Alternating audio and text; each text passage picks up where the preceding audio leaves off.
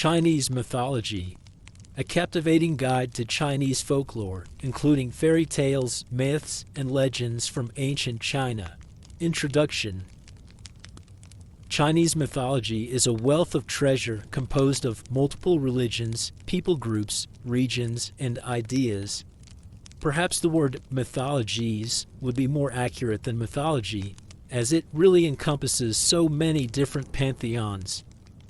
China, being a large and ancient country, also has a large and ancient tradition of mythology, legends, and folk tales. Long ago, tales traveled orally and shifted in each region to be appropriate to the people's landscape, ideas, and beliefs. This means that each story or myth often has numerous versions with slightly different emphasis. In this book, these versions sometimes favor one over another, and at other times have been combined. But either way, this book will give you a taste of the vast realm that is Chinese mythology. You will encounter tales of the immortals, people who have managed to contribute to or do something so special that heaven itself decided to bless them with eternal life. In other cases, like that of the Monkey King, immortality was taken through cunning and skill. A select few, like Nuwa and the Jade Emperor, were immortals from the very beginning. Gods are also much more tangible in Chinese mythology and are even considered fallible. Even Lao Tzu, founder of Taoism, loses his perfection with the rise of Buddhism, and Buddha becomes the new infallible immortal and the exception to this rule. Though equality to the gods was attainable and sought after, it was nothing to take for granted. Gods were highly respected and feared, and many had an altar in their homes dedicated to a certain god or their ancestors. China is an ancient and proud country for good reasons. Many of their myths, legends, and folk tales are highly respected and read even today. If you are ready to be captivated by this multitude of mythologies, then snakes, spirits, demons, dragons, phoenixes, immortals, and mere mortals all await you in the pages to come. Chapter 1. The Origin of Earth and Humans. In the cosmic chaos, there was an egg. Inside the egg lay Pangu. He was the first god, the first giant, and simply first. Laying inside the egg, he began to form heaven and earth. Every day he would grow, and every day the heavens would rise 10 feet higher, and the earth would grow 10 feet thicker. In the beginning, it was small, and chaos still ensued all around. But each day as Pangu grew, so did heaven and earth. After 18,000 years, Pangu was finally finished. Heaven was now extremely high, and the earth was incredibly deep. Some say this was the formation of yin, turbid earth, and yang, limpid heaven, while others would say that yin and yang came first, putting order into the earth, and that it was only from that order Pangu first began to grow and eventually emerge. As all things except immortals must die, so did also Pangu, but with his death creation bloomed, for his body became everything we see around us. His left eye became the sun, while his right became the moon. From the strands of his beard the stars were formed. His 4 limbs and 5 extremities became the edges of the earth and the 5 mountains. His blood formed the rivers, while his breath became the wind and clouds. His flesh turned to earth, and the hairs on his head became the plants and trees to grow in it. Metals and rocks appeared from his teeth and bones, while his semen and marrow became jade and pearls. Finally, his sweat and fluids gave the earth rain so that it could hold life. Perhaps Pangu was also covered in mites and insects, and it was them that became the first humans.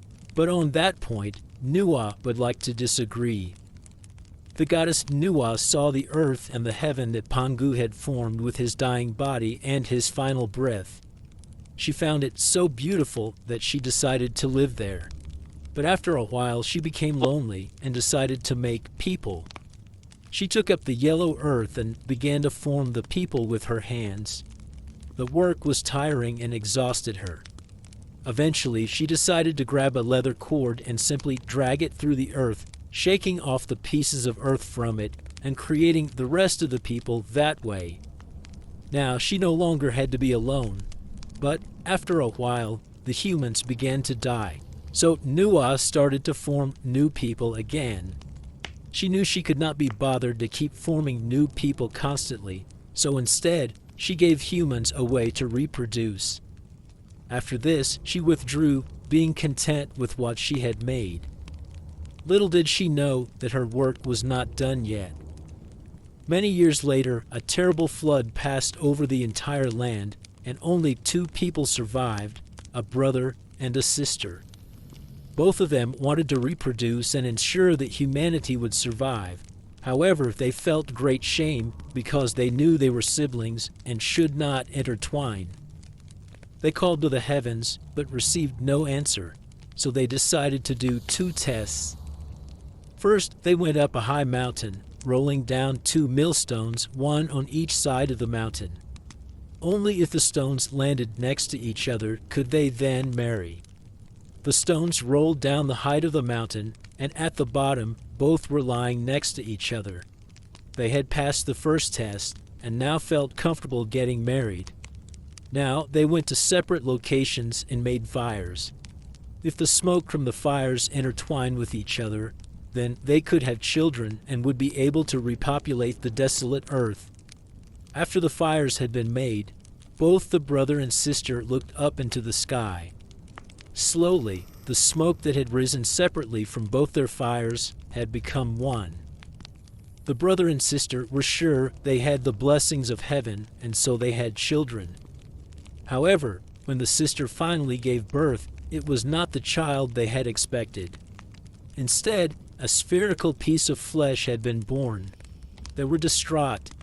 Had they misread the signs? For 9 months they had waited for a child, and instead received this abomination. They wept together, and as they wept, Nuwa heard them and appeared before them. She took a knife and cut open the spherical piece of flesh and formed not one child, but many. After humanity had been created and was reproducing, the Jade Emperor, Lord of Heaven, sent 3 emperors to rule over them. The first he sent was Tianguan, meaning ruler of heaven. He would bring them happiness, freedom, and riches. The second was Diguan, the ruler of the earth, who would judge over the people and their actions. The third was Shuiguan, the emperor of water, who would control the rivers and overcome diseases. These 3 emperors were worshipped over all of China. When the Jade Emperor saw humans on Earth and how they were living, he decided to give them some rules on food. He called to him the dung beetle and told it to tell the humans to eat once every 3 days. However, by the time the dung beetle had traveled back down to the humans, he had confused the message and instead told the humans to eat 3 times a day. The humans feasted away, gorging themselves with food, and as a result began to excrete a vast amount. At this time, earth and heaven were closely linked, held together by great pillars. The Jade Emperor was horrified by how revolting the humans were and could not stand the stench, so he separated heaven and earth to get away from the smell. To punish the beetle, he made it eat the dung that the humans excreted. Author's comment. In this section, many creation myths have been fused, when often Pangu would be its own answer to the creation question, and Nuwa would be another. With the creation of the humans, the brother and sister myth often does not coexist with Nuwa, and in some versions they simply do one test and everything works out. Another version, not included here, has a giant snake give birth to all animals and then finally humans. This said, creation myths are not a dominating aspect of Chinese mythology, and there are not as many records of them as there are of other areas. like the creation of the immortals and various arts or ideas. It seems like the origin of the human race and Earth was not as important of a question to the ancient Chinese. The Jade Emperor is, along with Nuwa, one of the few immortals who simply exists and has no creation. Chinese mythology is filled with emperors, some which are based on real historical emperors who have been mythologized, and others who simply are gods that are called emperors. All of China's emperors were seen as gods, just as the pharaohs in Egypt were. But it can be very hard to determine which emperors were gods of mythology and which were based on historical rulers. The Jade Emperor is always in heaven and portrayed as the ruler of all the gods in Taoist mythology. Chapter 2. Writing and Art. Chang'e. Huangdi, the Yellow Emperor, one of the foremost legendary rulers in ancient China, had a historiographer named Chang'e. Chang'e's role was to record everything that happened in the land. Since writing didn't exist, Chang'e used ropes of various lengths and colors to memorize every event and experience. Now, Chang'e had been born with 4 eyes and was incredibly gifted, but eventually even he found it difficult to remember what each piece of rope meant. He knew he had to find a new method to record history. Prostrating himself before the emperor, he asked for some time off from his duties to devise a new technique to remember everything. Chang'e set out from the palace, meeting with people from all over the land for inspiration. He spent months following creatures, studying their shapes, signs, and patterns. After traveling across the land and studying nature and society, Chang'e finally settled down in a secluded cave, away from everything. There, he began to note down symbols that reflected their character. For example, the pictograph for sun followed the sun's round shape, while the moon showed off its crescent phase. The word field illustrated the layering of the rice paddies. He invented a character for everything, and there were as many characters as grains of rice in all of China. After Chang'e had finished his great work of inventing a written language, he set out to teach everyone. However, no one could remember all of the characters that he taught. Even Confucius himself only learned 70% of the original amount. When Chang'e realized that even China's most intelligent scholars could not learn all of his symbols and pictographs, he was frustrated and angry. He threw the other 30% away to all the other foreign countries in the world, giving them a method of writing and remembering. When Nuwa saw the pictographs that Chang'e had created, she was angry.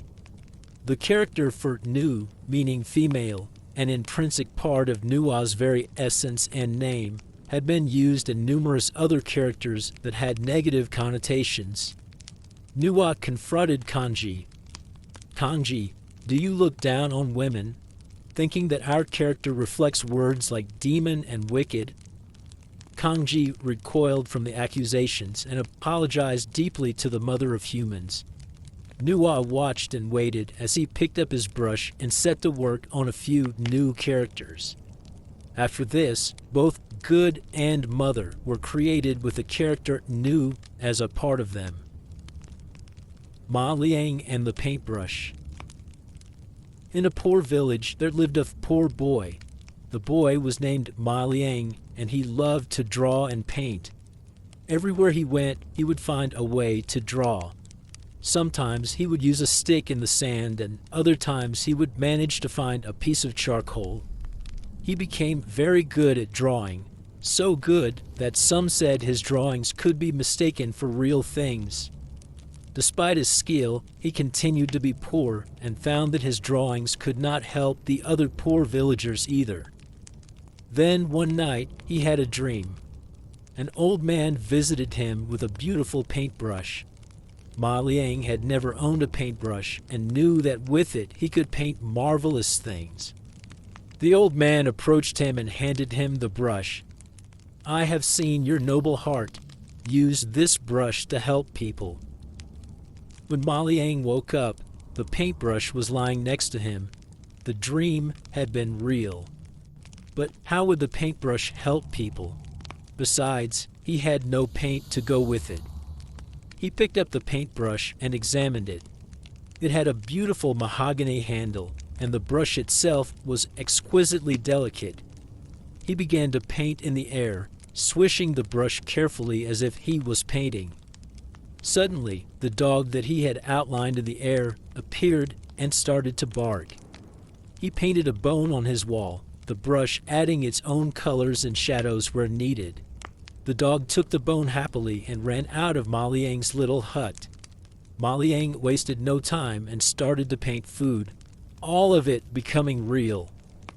Ma Liang headed out into the village where he knew the need was great and had heard the farmers complaining about the lack of water.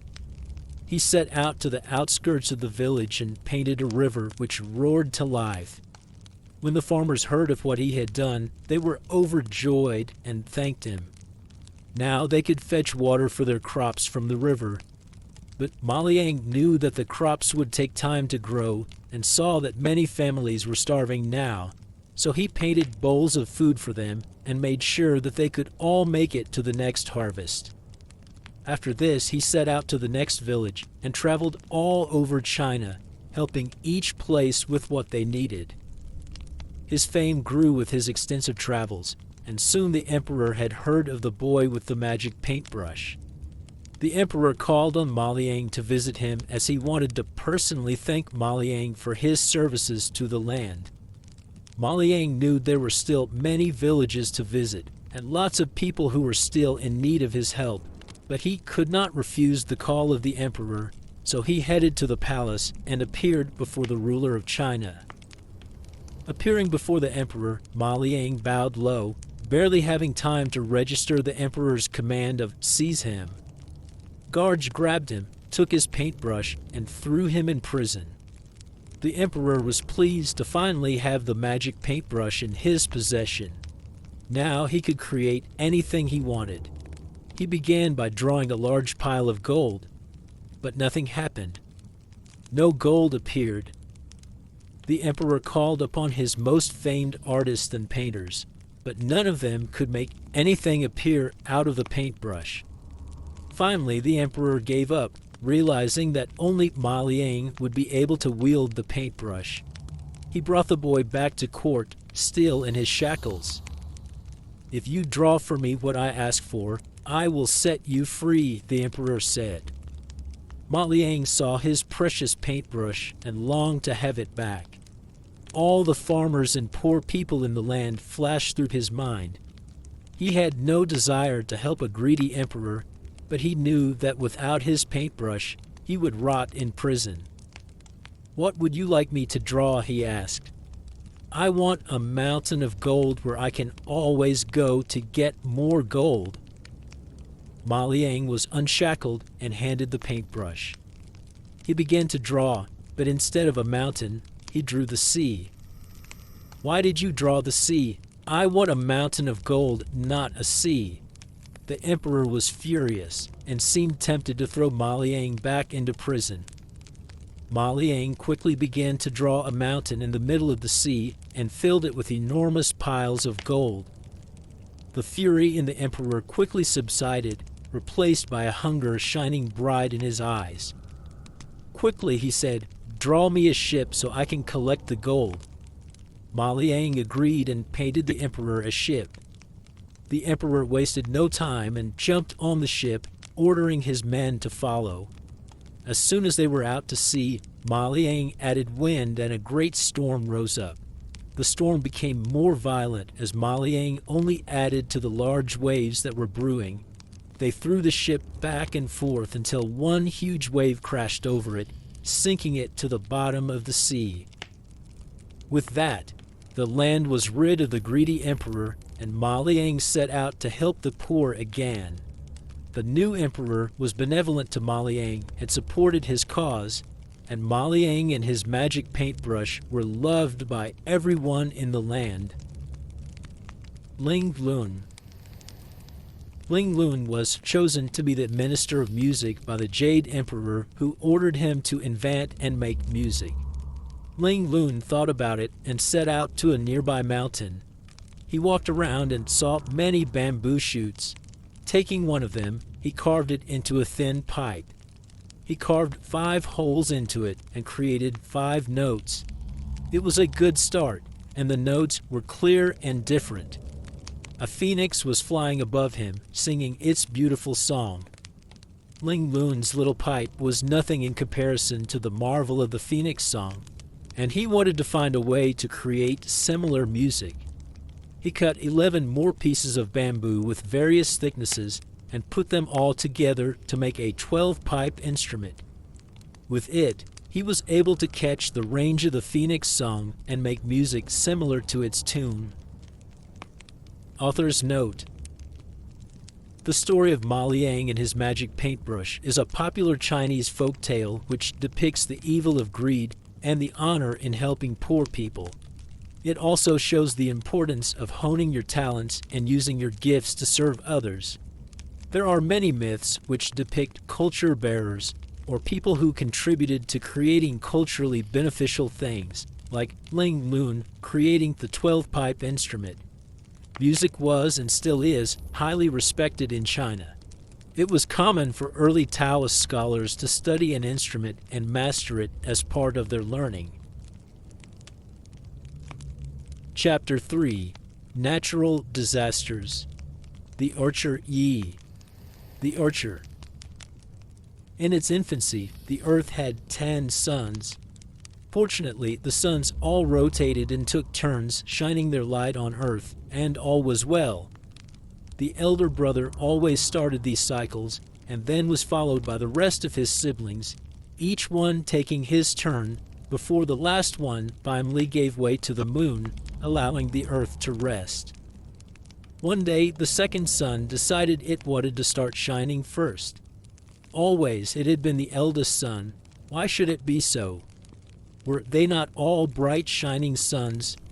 So the second sun joined the first and shone its light on earth. The other siblings agreed and joined in too. Suddenly, 10 suns were radiating all their glory towards the earth, and the earth began to suffer. Where once trees and fields had grown, now they were all dried up. Explosions began to happen as things caught fire left and right. Very quickly, the earth was becoming a volcano, constantly ablaze, and would soon die. There was famine across the land, and people were dropping dead like flies. Yi and Archer and Hutter saw how life and nature was dying all around him, and he was outraged. He grabbed his bow and the best arrows he had and headed to the tallest of mountains. After a long climb, he finally reached the top.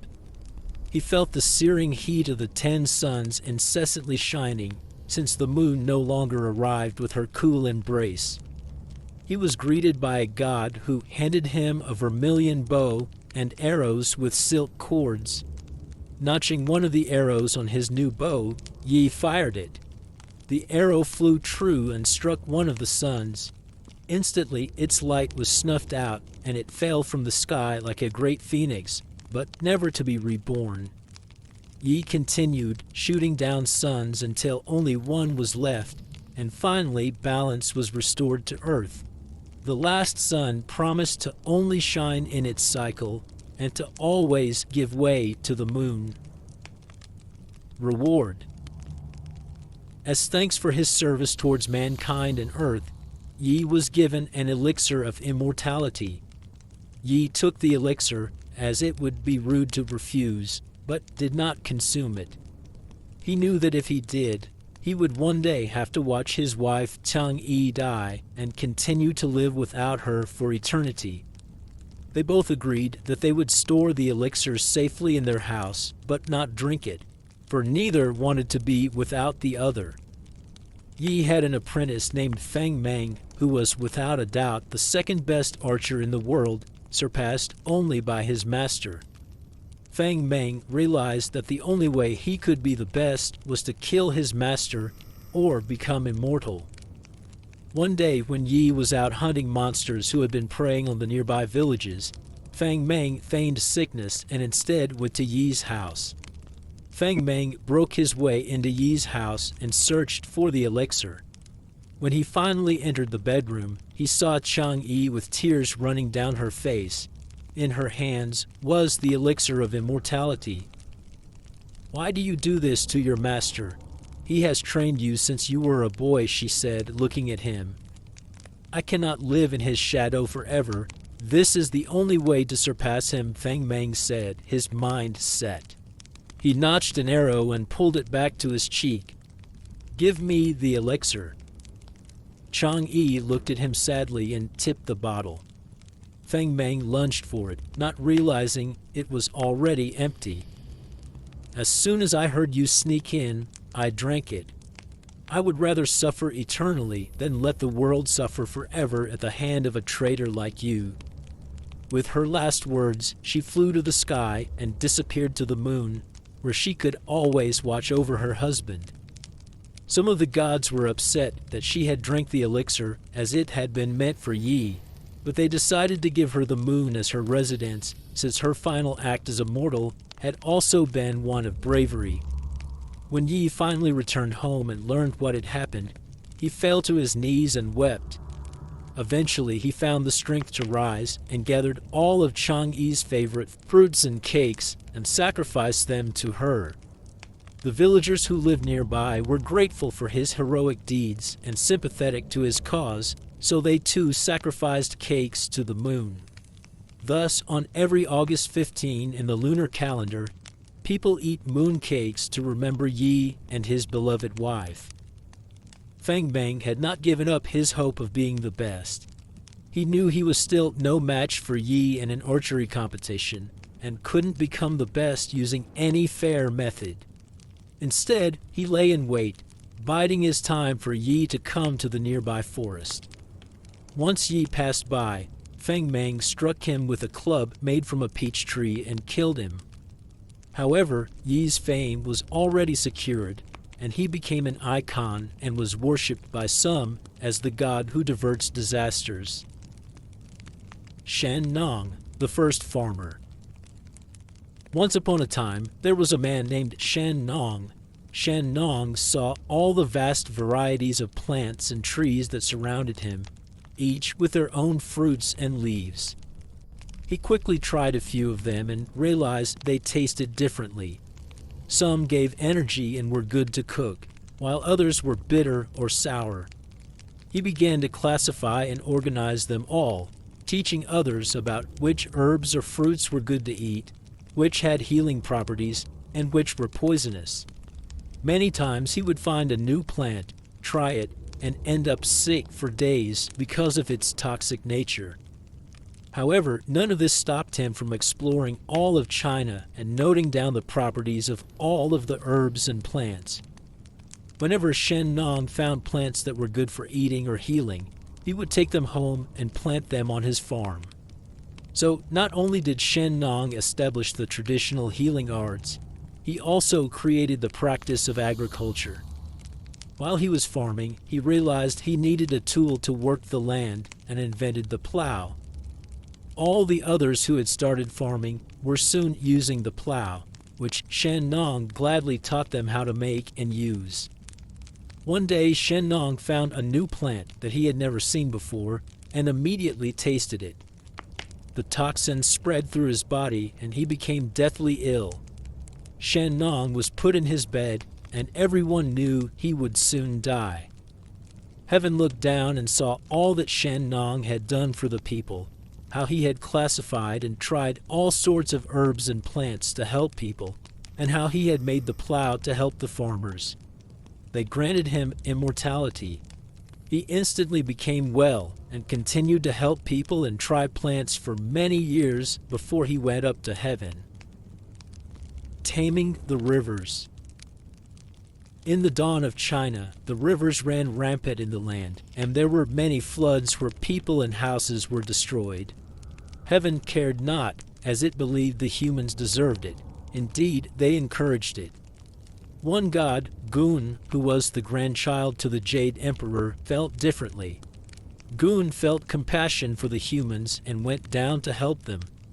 He walked along the river and started to build canals and big ditches to lead the rivers in ways that would be beneficial to the land and the people. Gun knew that the farmers already worked hard and tried to make the rivers aid them rather than hinder them. When the other gods saw what he was doing, they were upset and smote him down. They stripped him of his immortality and killed him. However, out of his body a dragon was born. It was large, like a river, and was called Yu. The dragon saw the destruction that the rivers were still causing and flew all the way up to heaven to plead on behalf of the humans. When the ruler of heaven finally heard of the vast atrocities and realized the impact that the floods were having on the people, he finally relented and allowed Yu to get to work to ease their suffering. Heaven had also seen how hard the people were working to appease the rivers and appreciated their valiant effort. The dragon Yu raised mountains and redirected rivers to help the land and the people. He also told the people where to build canals that would allow the excess water of the river to flow out in safe ways. Through Yu and the hard work of the people, the floods ceased and the rivers were tamed. Author's note: there are numerous legends and myths surrounding the Archer Yi.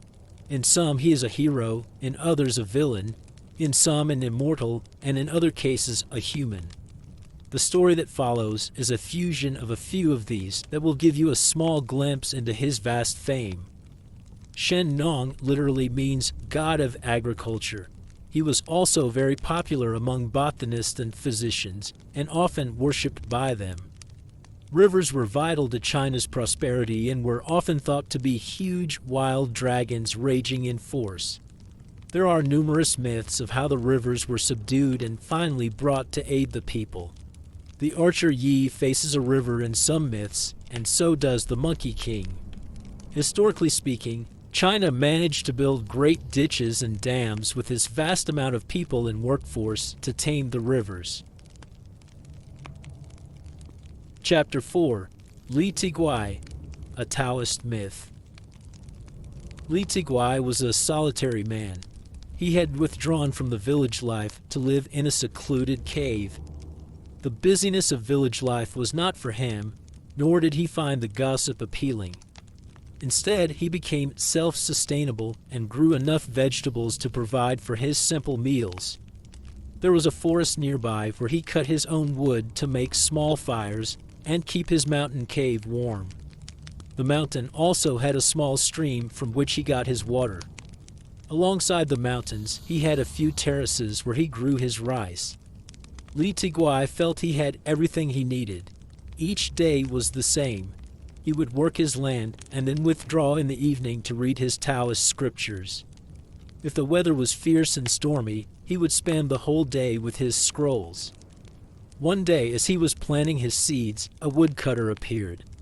Li Tiguai had never seen him before, but offered him some rice and tea. The stranger talked and talked, mostly about strange things, like spirits, ghosts, and magicians. Li Tiguai listened patiently to everything. "You are destined for great things," the stranger said. "You will be recognized as a man of wisdom and compassion, and you will comfort those in need. One day, you will even be made immortal in recognition of your service. Wisdom is a difficult path, and few can follow it. How can I ever hope to attain it? I have never pursued immortality, but I do study the Tao, and I am willing to study hard." The stranger seemed happy with Li Tiguai's response and dropped the topic. Instead, he asked, "My wisdom lacks in the ways of nature and spirits, even though I have heard many stories. I have a daughter who desires to honor me and wants me to have a long and healthy life. To do this, she wishes to study so that she can bless me in the best way. She needs a wise teacher. Will you teach her?" Li Tiguai shook his head. "How can I do that when I myself have so much to learn?" The stranger nodded. "You could be right." Then he left. 3 days later, the woodcutter was back. This time, a beautiful girl was with him. "This is my only daughter," the woodcutter said. "Ever since I told her of you, she has wanted nothing but to be your student. She has even stopped eating. I have had no choice but to bring her to you. Please be her teacher." Li Tigwai looked away from the girl and back at his cave, but it was too late.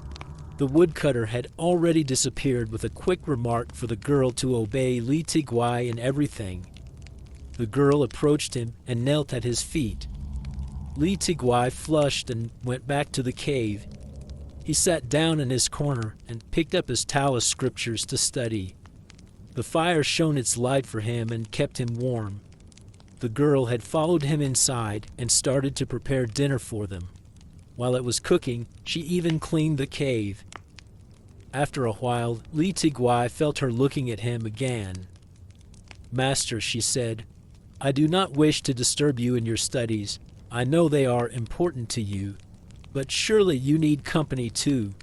Do you not want a wife and a family to care for you when you are old?" Li Tigwai continued to read, ignoring her. "Please tell me your thoughts, great master. It is only the two of us here. I will not share your secrets or your doubts. You can talk to me." He said nothing and walked to the entrance of the cave and stared outside. "Master, I have to confess something. I did not come here to be a student, but I needed to escape my father. He had planned for me to marry an ugly man with enormous ears who walks with a limp. His whole body is twisted and hairy, unlike yours. You are a handsome man, and I would love to be your wife and study with you." Li Tigwai kept his silence, and the girl continued, "I would be the best housewife you could imagine. You would want for nothing." She kept telling him how good their life together could be as he silently stood there. Many hours passed, and she even drew a picture of what their family life could look like. Finally, the night air grew cold, and it was bedtime. Li Tigwai waited until he could finally hear a steady rhythm in the girl's breathing, ensuring that she was asleep. He pulled his mattress to the corner of the cave far away from the girl, and then fell asleep. Rain poured down outside and thunder roared, startling the girl awake. She spotted Li Tigwai in his corner and snuck close to him, cuddling up beside him. Suddenly, Li Tigwai was awake and could feel the warm body of the girl next to him. "What are you doing?" he asked, worried. "Go away, leave me." But she only snuggled in closer, shivering. She was wearing nothing but a thin cotton dress. "Hug me and hold me close. I'm so cold. I need your warmth." Li Tigwai rolled further and further into the corner of the cave, growing colder as he did so. The girl kept following, whispering gently, even asking him to take her as his wife. Li Tigwai blushed again, but kept his eyes shut and tried to forget about the girl. This continued throughout the night, but Li Tigwai remained strong. When dawn finally came, the woodcutter was back. Li Tigwai was washing his pots and had not seen the girl anywhere since last night. "Where's my daughter?" the man asked. "I don't know. She suddenly vanished last night." "What did you do to her? Did you hurt her? Did you rape her? Why would she just vanish? What have you done?" Li Tigwai held up his hands and shook his head. "I would never do such a thing. I have not touched your daughter nor harmed her." The woodcutter smiled. "I know," he said. "You are a man of firm conviction and a man of honor. You have a deep understanding of Taoism, and you are committed to the pursuit of it. We are similar, you and I." Suddenly, the woodcutter transformed and became a bearded man in a long blue robe. It was Lao Tzu, the immortal founder of Taoism. "I sent the girl to tempt you and test you. You have shown true integrity and that you are not easily tricked." Lao Tzu brought out a small dumpling from his robe and gave it to Li Tigwai. "Swallow it," he said. Li Tigwai did as he was instructed and felt a surge of energy within him that never ceased. From then on, he was never tired, ill, thirsty, or even hungry. He began to travel the land, helping the poor and needy by defending their causes. Every few months, he would return to his cave to meditate and study the Taoist scriptures. Li Tigui, tempted by treasure. Another day, when Li Tigui had been back in the cave to meditate and study his books, he took a break to study the forest. While he was walking and observing, he noticed two men. They looked nervous and secretive and were glancing around to make sure no one was looking. Li Tigui kept himself hidden behind a tree and watched. The men had two big woven sacks, and they looked heavy and full to the brim. The men searched in the tree and dug out a small alcove and stuffed the bags into it. They looked around again and, seeing no one, left the area. Li Tigui decided to leave too. He came back daily and noticed that the bags were still hidden. It seemed like stolen goods, but he had no idea who it had been taken from. He went down to the village, but heard nothing of anything missing. Instead, he met an old man who asked to drink tea with him. Li Tigui, being polite, readily accepted, and they sat and dined together. "I can see that you will be a very wealthy man," the stranger said. "You could be right," Li Tigui responded. "I know where 2 bags of gold are hidden." Li Tigui told the old man of what he had seen in the forest. "You should take it," the man said. "It is stolen anyway. Without money, you will end up bitter and unhappy. Why not go now and make sure you get the money? You can even use it to help people." Li Tigui shrugged off the old man's urging. "I have no need for it. I am happy with what I have." Your fortunes could change. A little insurance never goes amiss. But Li Tigui held firm. He could help people with what he had. Stolen goods were not the way to earn money. Possessions were meaningless, and he was content. He parted ways with the old man. A few days later they met again, but this time the man's attitude had changed. "Here, eat this," he said, holding out a dumpling for him. Li Tigui felt he could trust the old man and did as he was told. Immediately, he began to feel lighter, as if he could float. The man transformed before him and was now wearing long blue robes. It was Lao Zi who had come to test him again. When Li Tigui began to walk away, he realized he was moving much faster than before. As he walked through the town and past the temple, he was traveling faster than a swallow. Soon he was traveling so fast that his body lifted and he soared into the air. He could fly and could now reach even more villages with his aid and counsel than before.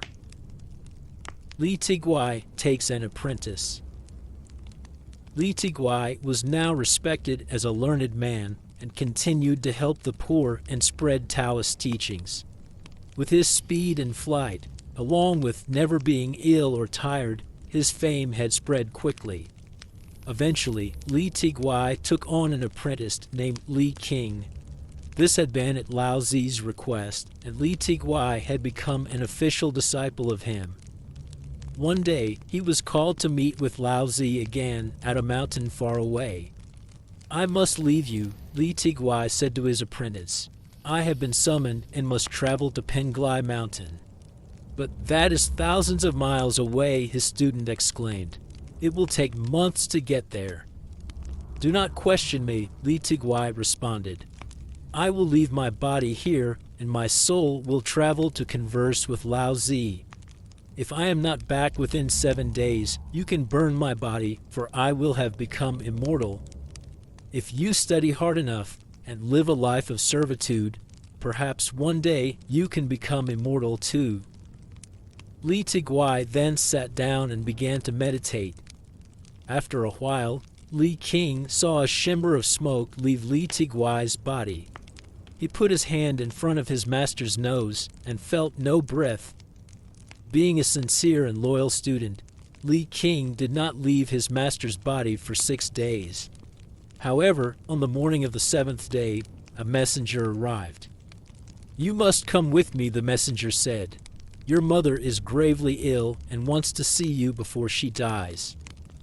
The disciple knew it was the 7th day, so with a heavy heart, he burned his master's body and went with the messenger to see his dying mother. On the way to his mother, not far from the cave, he met a beggar dying by the roadside. He knelt by the man to see what he could do to help, and soon saw that the man was already beyond saving. There was nothing he could do. The man had short hair, ragged clothes, long eyebrows, and a disfigured leg. Next to him lay a wooden crutch thrown to the side.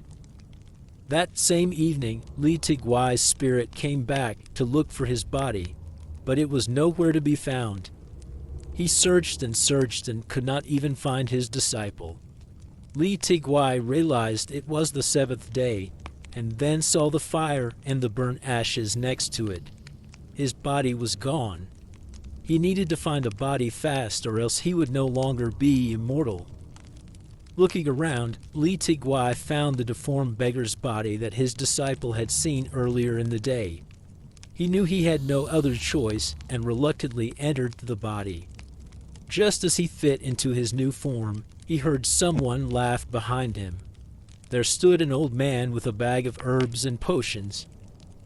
"What is so funny?" asked Li Tigwai. "Do you know me?" "I do indeed know you. Here, take this potion. It will heal the wounds of your body and restore your health." Li Tigwai received the potion and drank it. Immediately, the vial refilled. "This potion will never stop. With it, you have the gift of healing and will be of great comfort to many people.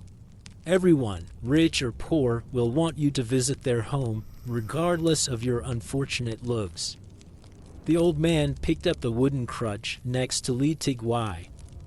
"This crutch shall be your aid and never falter, never rust, and never fail you."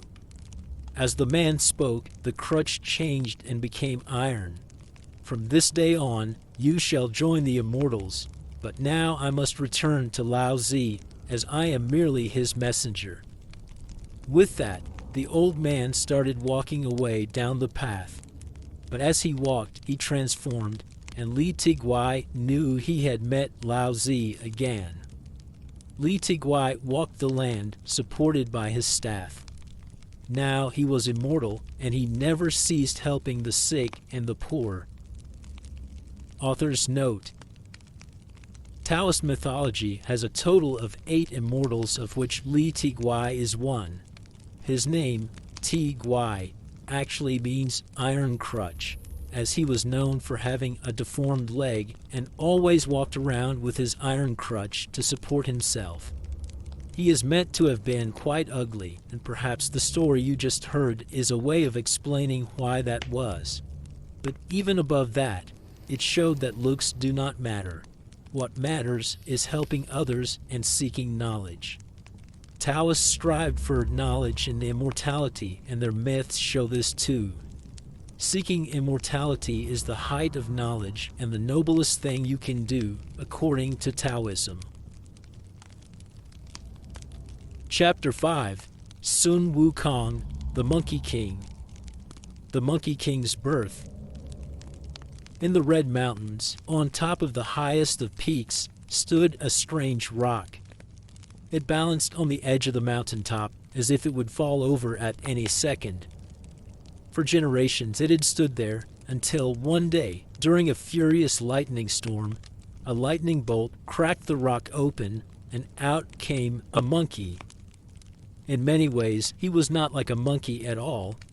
He was brilliant, clever, cunning, and mischievous. But he was also faster, stronger, taller, and more agile than any other monkey ever seen before. The monkey stretched, finally awakening to life. Coming down the mountain, he found kinsmen, other monkeys, and they set out to find a home. They found a lush, beautiful mountain full of fruit and flowers. There they lived and basked in the bounties of the mountain. For a while, the monkey was happy there. The other monkeys had soon realized that he was more capable than any of them, and named him king of their tribe and even of all monkeys in the world. He was now known as the Monkey King. However, eventually the Monkey King began to grow restless. Despite all the food and the good life that he lived, he realized he was still mortal and would one day die. This frustrated him, and he knew that he had to pursue the noblest of things, immortality. He left the mountain of fruit and flowers and found a Taoist master. As the Taoist master's disciple, the Monkey King soon became his best student. He learned how to fly, how to clone himself and become a mirage, and he even mastered the 72 transformations, which allowed him to turn into anything he wanted. The Taoist master was so impressed with the Monkey King's talents that he renamed him Sun Wukong, meaning awakened to emptiness. Finding a weapon. Sun Wukong was pleased with all the skills that he had picked up, but he knew that he was still a mortal and that his days were numbered. He decided that he needed a weapon and armor worthy of all his skills and talent. Leaving the Taoist master, he met an old monkey who told him of the Dragon King, Ao Guang. Ao Guang's palace had thousands of weapons, and he had supplied most of heaven with their arsenal of weapons. There, the Monkey King should find a weapon worthy of his skill. Sun Wukong flew to the eastern sea, where he swam below the surface and looked for the palace. Eventually, at the bottom of the sea, he found a huge palace guarded by crustaceans dressed in armor and armed with halberds and swords. Even without a weapon, Sun Wukong found them to be no match to his skills and soon entered the palace. One of the guards tried to run and warn the Dragon King of this intruder, but it was too late, as Sun Wukong was already there in the throne room. "What is this monkey doing in my palace without an invitation? Guards, take him away," Ao Guang shouted, outraged at the insolence and lack of respect of Sun Wukong. Sun Wukong merely laughed and jumped out of the way of the guards. He toyed with them, first disappearing into thin air before reappearing and disarming them. The Dragon King looked at Sun Wukong with new respect, but also fear. He had no desire to let a monkey destroy his palace. "What do you want? Why do you disturb me?" The Dragon King's voice was angry and annoyed, but there was a touch of respect in it too. "I need a weapon. As you can see, I am skilled and able, but I lack a weapon that is worthy of me. I hear you make good weapons. Give me one, and I will leave you in peace." The Dragon King fixed his eyes on the audacious monkey, and then quickly gestured to the still dazed guards and servants, "Fetch him a few weapons to try." They scurried away and soon came back with an array of weapons. First, a spear was brought to Sun Wukong. The guard was barely able to lift it, such was its weight. Sun Wukong spun it around as if it was a chopstick, and then dropped it to the floor. "Far too flimsy," he said. The guard looked at him with new awe as he struggled to retrieve the spear. Next came a giant sword. It was carried by several guards, and the Dragon King was near certain that this would be far too heavy for the monkey. Sun Wukong looked at the sword with his mouth agape and walked around it as if contemplating how he would pick it up. But there was a glint of mischief in his eyes, and suddenly he stopped his charade and took up the sword, swishing it in the air before twirling it around on the palm of his hand. Now the Dragon King trembled. "Bring him the heaviest weapon we have," he ordered. Finally, out came a massive halberd carried by dozens of guards. Sun Wukong approached it and tried to pick it up. Seeing the monkey struggle made the Dragon King smile, but just as he did, Sun Wukong burst into laughter and threw the mighty weapon into the air as if it was a feather. "Is this truly the heaviest you have? It feels like a comb. Don't you have anything heavier?" Now the Dragon King was truly desperate. He needed to be rid of this monkey. He couldn't stand being ridiculed anymore. Just then his wife swam into the hall and whispered in his ear, "There's a pillar that's been glowing for the past few days. Perhaps it is fated to be the monkey's." Together they all swam to see this pillar. It was located deep in the palace in a courtyard. Sun Wukong's eyes lit with real joy when he saw it. The pillar was massive and towered upwards beyond what they could see. It was wide, and even hugging it, Sun Wukong could not grasp his arms fully around it. The Dragon King started to whisper to his wife, "Will anything happen if he actually does manage to take it? The pillar is there for the stability of the sea." "It's mostly symbolic," she said. Just then, Sun Wukong lifted the pillar up and swung it around, but his movements were awkward and barely controlled. The royal couple had to quickly dodge and swim to the side to avoid getting struck. "Perhaps it should be a little smaller," Sun Wukong muttered to himself. Immediately, the pillar shrank to the size of a long fighting stick. The Monkey King laughed with delight. This truly was the weapon for him. He rapidly spun and twirled it around, trying out his moves. The weapon moved with such fury that huge water currents formed and nearly swept away the entire court. Sun Wukong laughed again and then changed the pole's shape. First it became big, then small, then medium, before he finally made it as small as a needle and tucked it behind his ear, ready for any future battle. Upsetting heaven. Armed with his new weapon and shiny golden impenetrable armor, a gift from the Dragon King to ensure the monkey would leave, Sun Wukong explored the world in search for immortality, and because he wanted to show the world what he could do. First, he encountered demons and immortals and overwhelmed them all, either through force or simple mischief and nuisance. Eventually, the king of the underworld heard of him and decided to capture him. He managed to kidnap the monkey while he was sleeping, but regretted his action as soon as Sun Wukong woke up. Seeing that he was in the underworld, Sun Wukong decided to make the best of it. With his pole always in his hand, he fought his way free from all of the guards and then started to look for the Book of the Judge, the book that the king of the underworld owned.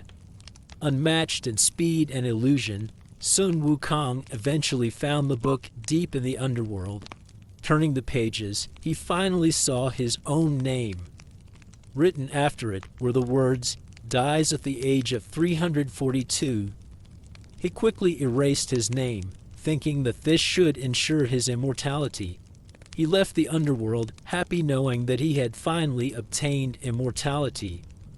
This action upset all of the other immortals, of course. Never before had anyone simply struck out their name from the book to become eternal. Immortality was something earned, something given to those that had achieved greatness or who had learned the most important lessons in life.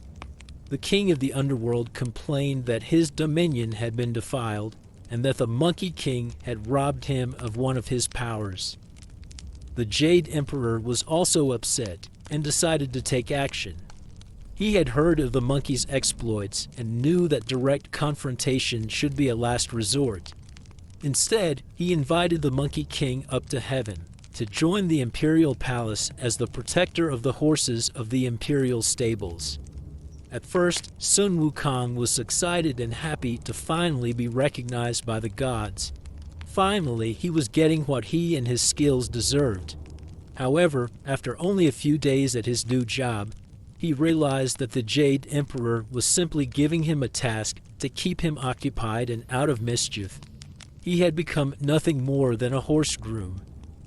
Sun Wukong was furious and decided to revolt. Heaven's warriors were sent out to fight him, but proved to be no match. Sun Wukong stood firm, unscathed, and surrounded by disarmed and embarrassed warriors. He proclaimed himself to be the great sage equal to heaven. Now all the immortals of heaven were angry with him, the Jade Emperor most of all. Seeing that his warriors were no match for the Monkey King, the Jade Emperor tried to calm and appease Sun Wukong with a new title and gave him the honor of guarding the peach orchards. Sun Wukong accepted this and calmed down, but still continued to call himself the great sage equal to heaven. One day, the Queen Empress was having a banquet with all the deities, but the great sage equal to heaven was not on the list to be invited. Sun Wukong soon found out and was yet again furious. He started his tantrum by eating all the peaches in the peach orchard, which are not regular peaches, but peaches of immortality, giving himself immortality a second time. This was not enough for him. Knowing that everyone was at the party, the Monkey King sneaked into Lao Zi's quarter, the great Taoist founder himself, and stole a few of his pills of immortality. Having ensured his immortality thrice over, he felt ready to challenge heaven. He crashed the party, turning over tables, drinking the imperial wine, and challenging all who dared to oppose him. A few of the deities tried to take control and fight him, but to no avail. The Jade Emperor ordered 100,000 warriors to take him down. Alone, Sun Wukong still won, his pole becoming every size it needed to take his opponents down. The great deities then saw what the Monkey King had done to the orchard, and Lao Zi realized that his house had been plundered. Lao Zi and the three-eyed Erlang Shan joined the forces with the rest of heaven and managed to subdue and capture the monkey at last. They tried to kill him with fire, axes, and poison, but nothing worked. Sun Wukong was unkillable and a true immortal. Lao Zi then threw Sun Wukong into the 8-trigram furnace, hoping that would kill him. But even after 49 days of the most excruciating fires, searing flames, and alchemy of the Taoist scholars, the monkey remained alive. He was sizzling, but unscathed, and still as dangerous. In fact, he was even more dangerous, as the fires had given him incredible vision that could penetrate and see through anything. Sun Wukong burst free and challenged the gods once again, daring anyone to face him. Heaven was desperate, as none of the gods could best the Monkey King. The Jade Emperor pleaded with the Buddha, the greatest being in the universe, to help them. The Buddha came and talked to Sun Wukong, holding him in his palm. "Why do you wish to rule over heaven?" the Buddha asked the monkey. "I am the most powerful creature in the whole universe," he answered. "I can beat any of the deities here in heaven. I am the strongest, and I can jump thousands of miles in only one jump, being anywhere I want to in an instant. If you are so strong, then I challenge you to a dare." The monkey was instantly excited. He excelled at challenges. He was the best. "I accept," Sun Wukong said without hesitation. "I want to see if you can jump out of my hand. It should be easy for you. After all, you can jump thousands of miles." The Monkey King laughed and jumped to the edge of the universe. 5 pillars surrounded him, and he peed on them to mark that he had been there. Then he jumped back, ready to gloat. But nothing changed. Instead, the pillars became Buddha's 5 fingers. In fact, he had never left Buddha's hand. Sun Wukong had been defeated, and as punishment for all the havoc he had caused, Buddha trapped him under the mountain where he had come from. For 500 years, the Monkey King was trapped and left to think over all of what he had done. Sun Wukong, the Buddhist disciple. Time passed, and the Monkey King was kept under the mountain, locked away from the world to ensure that he would cause no mischief. A Buddhist monk who had been thrown out of heaven and was doing penance for his sins was now in his 10th lifetime. This time he was asked to go on a mission to the West to find sacred Buddhist scriptures and bring them into China. The monk's name was Shanzang, or Tang Sang. China had changed and moved into the Tang dynasty, where the roads were dangerous and things were not as they once were. The monk was frail and unequipped to go alone on this perilous journey. Guanyin, the goddess of mercy, knew this and asked Buddha what they could do. He asked heaven for the permission to release Sun Wukong to be the monk's protector. Heaven agreed, not able to argue against the Buddha. Besides, the Buddha was not simply going to release the mischievous Monkey King without precautions. He created a magical golden headband that would go on Sun Wukong's head, which would allow Tang Seng to control him. If the Monkey King tried to do anything that was not permitted or was displeasing to Tang Seng, he would feel paralyzing pain in his head, utterly disabling him. Buddha and Guanyin hoped that this journey to the west would teach both Tang Seng and Sun Wukong lessons and help them find the true meaning of being a Buddhist. As soon as Sun Wukong was set free, he felt the golden headband on his head and tried to remove it, but instantly felt pain that filled his entire being. With the pain searing through him, he was thrown to the ground and unable to move. He submitted to Tang Seng and agreed to join him in the recovery of the texts. Together, they encountered 81 tribulations and trials, fought demons and temptations, and became better beings. Early in their journey, they met two other characters who joined their cause. Pigsi, Zhu Baji, one of the admirals of heaven, one of the many of the deities that Sun Wukong had fought and beaten when he caused havoc in heaven, was flawed to a high degree. Zhu Baji was in charge of 80,000 sailors, but would often get drunk, eat far too much, and try to seduce and sleep with young maidens and other women. In other words, he was far too easily swayed by all the sins of the flesh. One day, he saw the moon goddess Chang'e pass by. He was already drunk and found her beauty intoxicating. Zhu Baji advanced towards her, flirted, and tried to force her into sleeping with him. This was the final act that condemned him, and he was instantly banished from heaven and sent to earth in the form of a pig with human capabilities. Pigsi, as he was now known due to his form, was huge, fat, and had all the features of a pig, but could walk on two legs, talk, and fight. Everyone shied away from him, for he was an abomination and looked monstrous. He made a home for himself in a cave, but ventured into villages for food.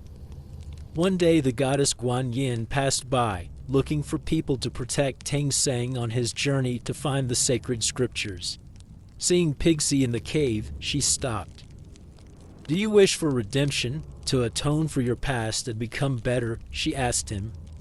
He bowed down on the ground. "Yes, I do. I am repentant," he said. "A monk and a monkey will pass here soon. You will become a monk and join them as their companion." "Yes, goddess," he said. With that, Guanyin disappeared. A few months later, Sun Wukong and Tang Seng passed by a village near Pigsi's cave. There they saw a monstrous pig-like being dragging a young girl. "I will marry you," he shouted as the girl cried, struggling against the big pig beast. Tang Seng quickly gave his assent to allow Sun Wukong to intervene. The Monkey King somersaulted next to the pig and hit him hard in the chest. Pigsi dropped the girl, furious at the intervention. He roared and tried to ram the monkey, but Sun Wukong laughed and jumped into the air, appearing behind the pig and kicking him hard on his backside. Pigsi squealed in pain and became red in his face. He tried to fight again, but now Sun Wukong had lost his patience. He took out his fighting pole, made it large, and swept Pigsi onto his back. Then he leaped close, pinning him down. "What do we do with people who cannot control their lust?" he asked Tang Seng the monk. "We teach them control," the monk answered. "Let him go." Sun Wukong did as he was told, fearing the pain of the golden headband. But he kept a careful eye on Pigsi, who was still scarlet in his face. He bowed to the monk and finally to the monkey, Just then, Guan Yin appeared again. "This is your other companion," she told Tang Seng. Sun Wukong stared at her in astonishment, insulted that his protection was not enough and that this pig was to now join them. Tang Seng merely bowed his head at her, ever tranquil. And so they became three, and they set out on their journey to the west. Sandy, Sha Wujing. Not long after Pigsy joined Tang Seng and Sun Wukong, they came to a long, massive river. Not only was it impassable, it was also guarded by a terrible, fierce beast who feasted on any humans who strayed too close. But this was the path that the companions had to take on their pilgrimage, and they needed the monster to be able to cross the river, as no one else would be able to bring them across. As Pigsy and Tang Seng approached the river, the massive fish monster leaped out of the water and became an ogre. He had red, matted hair, a long magical staff in his hand, and a necklace of 9 skulls around his neck. He attacked and Pigsy tried to fight him. For a while, they were locked in combat, each trying to strike each other, and both able to deflect each other too well. Even when a hit actually landed, neither seemed to care, but continued fighting. Sun Wukong, whose sight allowed him to see the work of demons and witches, was away fighting a demon, but when he finally appeared, the ogre immediately turned into a fish and jumped back into the river. Even this fish ogre had heard of Sun Wukong and knew he would meet his match. However, as soon as the Monkey King disappeared on another mission, the ogre returned and began to fight with Pigsy yet again. It became clear that Pigsy could not defeat him, but neither could the monster defeat Pigsy. Sun Wukong appeared, and again the ogre instantly jumped back into the river as a great fish. This time, though, Sun Wukong created a copy of himself and pretended to leave, while he waited for the ogre to show up again. As soon as the ogre reappeared on land, Sun Wukong fought him and forced him into submission. Again, Guan Yin appeared. "This is Sandy, and he shall be your 4th and final companion. Together you will all make the journey to find the sacred scriptures," she said, before turning to the ogre. "You shall redeem yourself in this quest. Your punishment will no longer pursue you here on earth as long as you devote yourself to this pilgrimage and complete it." He bowed and thanked her. With that, she disappeared. "What did you do?" Pigsy asked. "Once I was a general in heaven, but one day I accidentally knocked over the Queen Empress's goblet, shattering it. With that, I lost my title and was banished to Earth in this grotesque form." As he said that, he gained his human features back, his red hair changing into black. He laughed happily. "I am grateful for this quest of yours and this opportunity." "She mentioned a punishment that pursued you," the Monkey King asked, gazing intently at him. "I live in a river to hide. Before being thrown out, I was whipped 800 times and then cursed. Every day here on earth swords would come down and stab me, but they cannot reach me in the river. It was my one refuge." The Monkey King nodded, but there was clear anger in his eyes. Then he put his hands to his temples, rubbing them as if a faint buzz of pain had whispered to him for even thinking that the gods were unjust. "Please, now that you are with us, help us cross the river," Tang Seng said. Sandy brought forth a gourd, which he turned into a boat for them to cross in, and so they continued on their pilgrimage for the sacred texts.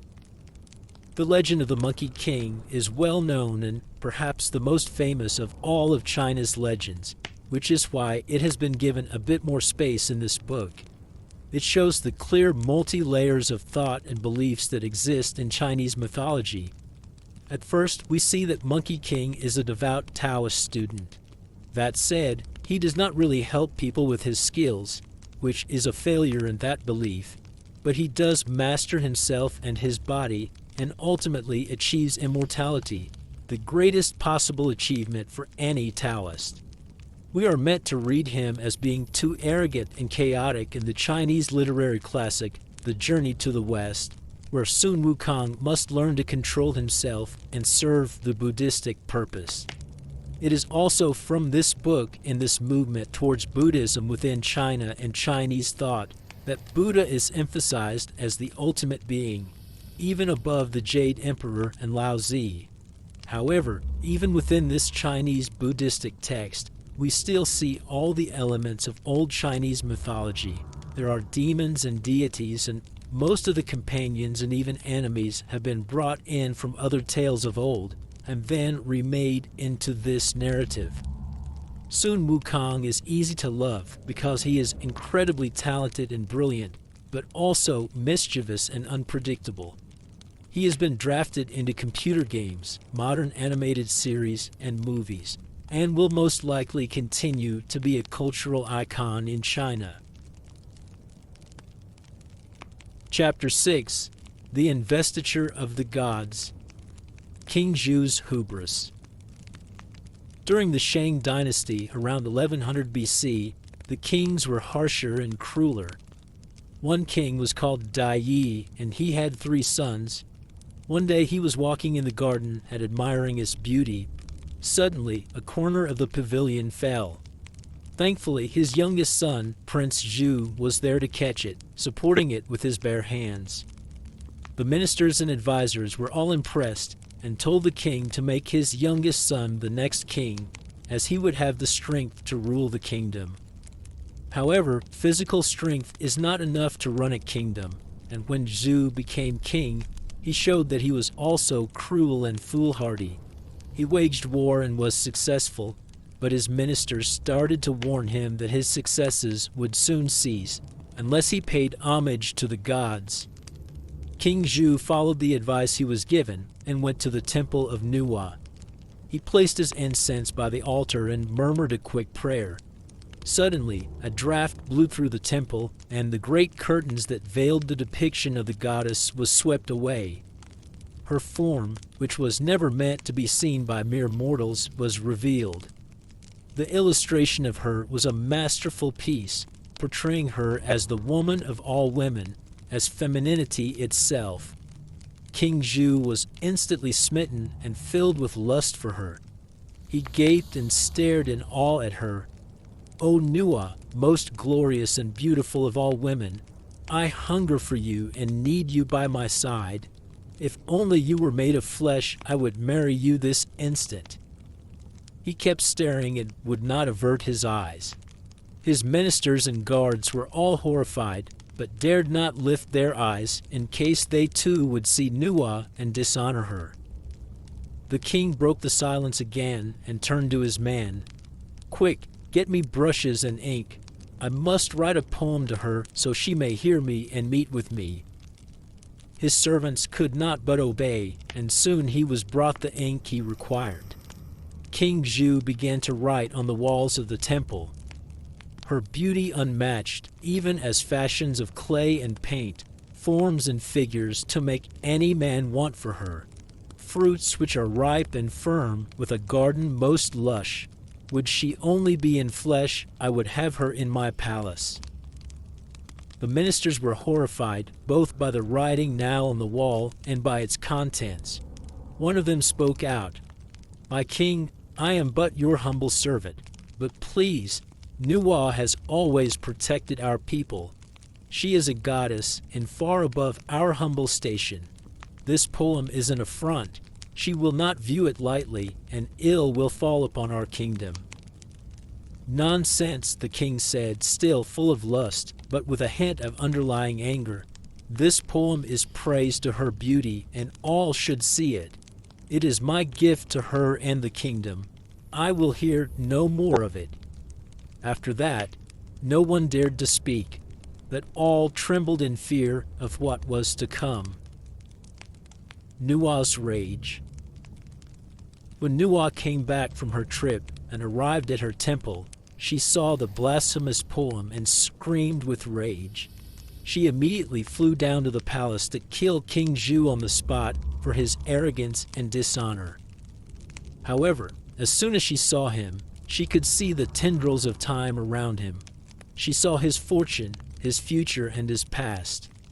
He was to reign 28 more years, as had been decided by heaven long ago when his ancestor won centuries of luck. She stopped her wrath and knew she would find her revenge through other means. She summoned 3 spirits to her temple and sent them forth to bring harm and downfall to King Zhu, but they were to hurt no one else. Should they succeed, she would give them human bodies and life. Meanwhile, in the palace, King Zhu could think of nothing but Nuwa's beauty. It consumed him day and night. He dreamt of her and thought of her, and his kingdom suffered.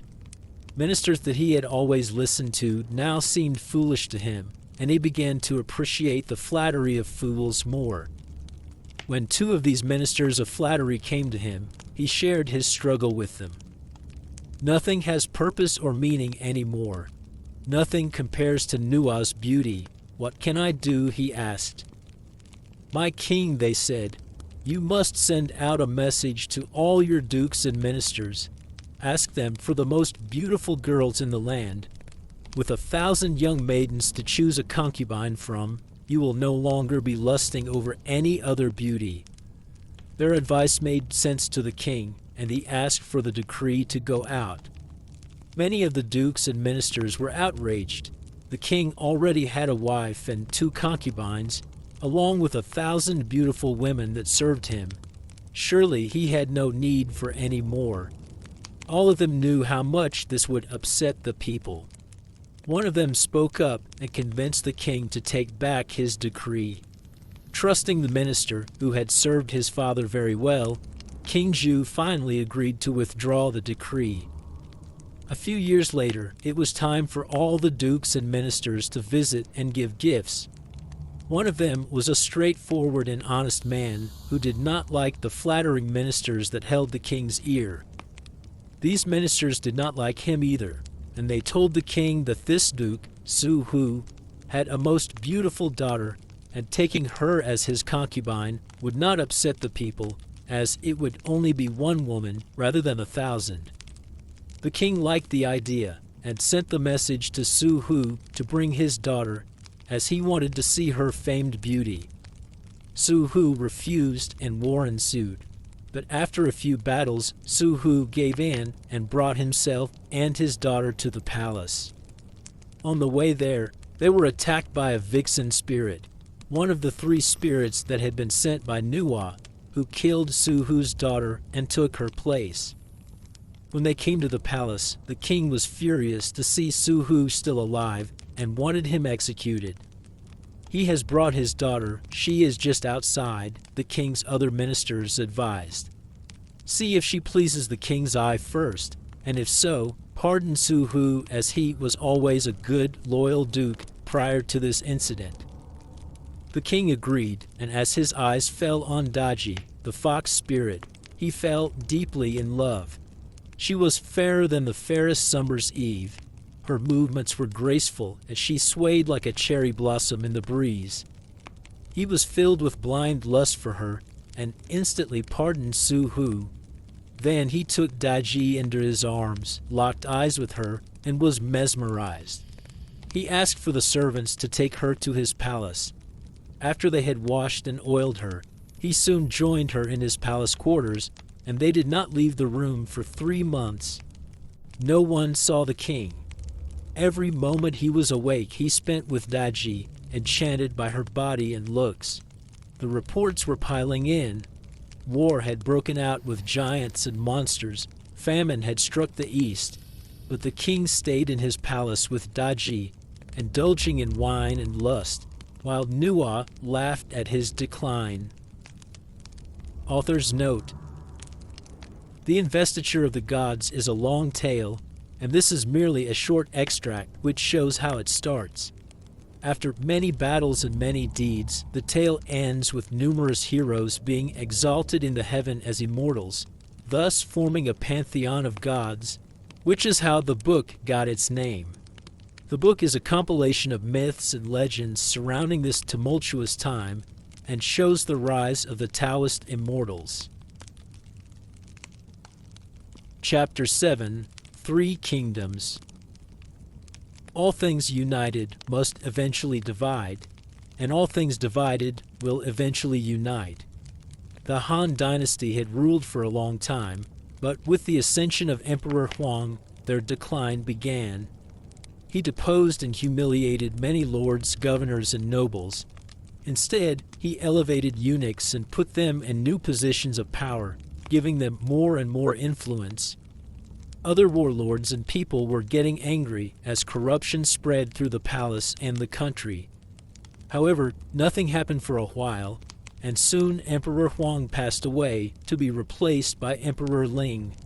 Emperor Ling was too young to rule in his own right when he came to power, so Da Wu, who oversaw the military, and Chen Fan, who oversaw education, ruled in his stead and advised him. They saw the negative influence that the eunuchs had and wanted to end it by plotting the assassination of the chief eunuch. Sadly, it was noticed in time, and instead they were assassinated, which only continued the decline of the Han Dynasty. At this time, crazy incidents began to occur all over the country.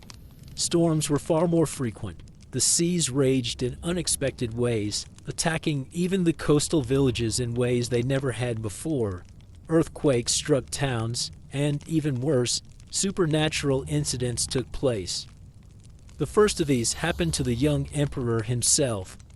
He walked into a room to relax, and suddenly, with a breeze, a green-coiled snake flew in the window and landed on his chair. Emperor Ling was so frightened that he fainted on the spot. His attendants took him away, removing the snake too. In the villages, female hens suddenly turned into male roosters. Rivers flooded, winds blew the wrong directions, and there were thunderstorms without any rain. The emperor was terrified and still so young that he did not know what to do. He set out an edict asking all his advisors what these signs could mean and why they were happening. One of these advisors was brutally blunt and set a letter for the emperor's eyes only, blaming it all on the fact that the emperor and the country was ruled by women and eunuchs. However, one of the eunuchs found the letter and read it before it reached the emperor. As soon as the eunuchs read the letter, they began to plot. In no time, they had forced the advisor to be banished and sent to his hometown, removing him from court. After that, the government sunk further into decline, and bandits started appearing all over the land as people began to revolt. At this time, Zhang Zhao, a dissident, met an old man while he was up in the mountains. The man had a long beard and carried a walking stick in one hand and a big tome in the other. This book was called The Essential Art of Great Peace, and the man gave it to Zhang Zhao, telling him to study it to achieve peace in the land. The man said he was an immortal sent to give him this book. Zhang Zhao read the book and shared its secrets with his two brothers. The three of them became healers and healed people throughout the land, but it was said that Zhang Zhao could also control weather and much more, as he had become a great sorcerer. Zhang Zhao and his brothers had seen the decline of the kingdom. They decided that the emperor had lost his mandate of heaven and that it was time for a new era. This sparked a rebellion which was bloody and gruesome.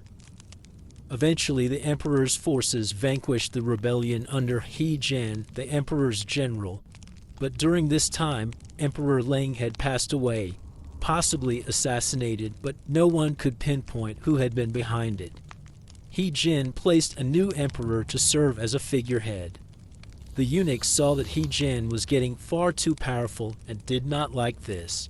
They feared that soon he would depose them and strip their power, so they had him assassinated. At his death, He Jian's followers rebelled and fought against the eunuchs and their forces. During the commotion, the emperor fled. A warlord, Dong Zhuo, found him and took back the imperial city from both He Jian's followers and the eunuchs. He placed the emperor back in power and claimed he had taken the city back for him, but of course, Dong Zhuo held the real power as ruler. He claimed to be protecting the emperor, but soon deposed him and found another child emperor to use as a puppet instead. Dongzhuo ruled as a tyrant, and the land continued to suffer. Attempts were made to assassinate him, but they failed. One of these assassination attempts was made by a warrior and general called Cao Cao. After his failed effort, he was forced to flee, but he managed to build up a band of followers and warriors. He set out a fake imperial decree in which he told all the warlords about Dongzhuo keeping the emperor as a prisoner and how this tyranny needed to end. The warlords went into alliance with Cao Cao to free the emperor, and together they began to fight back against Dongzhuo and his persecution.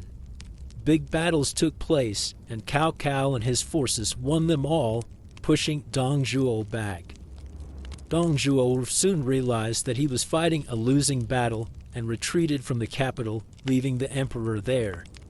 Instead, he tried to find a stronger defense in his own hometown. Alas, surrounded by family in his own fortress, his son killed him.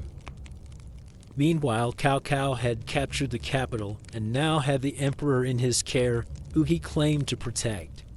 In reality, the emperor was still a figurehead, just with a new master puppeteer. Now, we must travel back in time to visit a young man called Liu Bei. Liu Bei had seen the rebellion take place and the havoc that Zhang Zhao had caused. Liu Bei had always been special and knew that he was sent from heaven. He could trace his lineage many centuries back to Emperor Jing. He was in the line of heaven's chosen rulers. As Liu Bei saw this rebellion against the imperial family by Zhang Zhao the sorcerer, he was outraged and gathered his own people around him to fight against the uprising.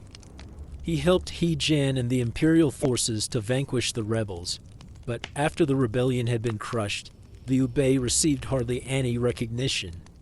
He was made prefect of a little county, but with the vast amount of corruption present in government, he declined the post. Liu Bei instead kept fighting.